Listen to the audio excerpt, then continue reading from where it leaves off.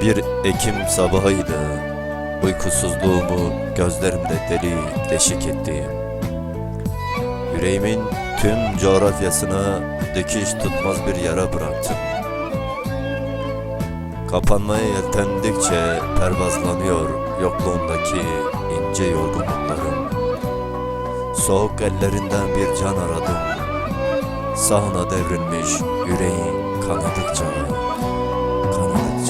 Şimdi bu sümbül bühatına te, şadı bu bülbül disab behnate, geçti bu evdel bu evinate, jin betenabe neçe garibiye, tenabim neçe garibiye.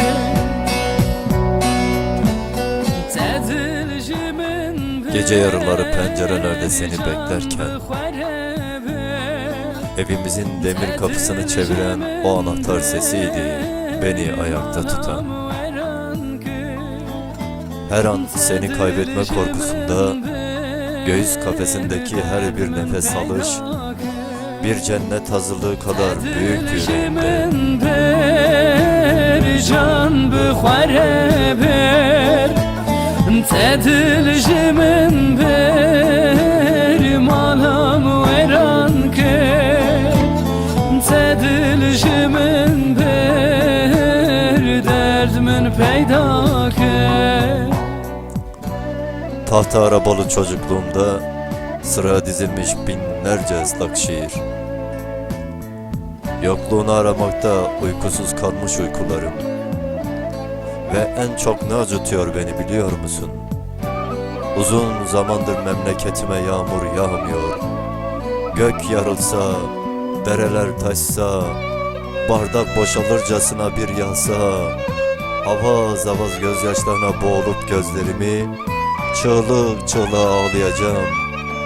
Yokluğuna bir gök ağlayacak, bir de ben, bir de ben.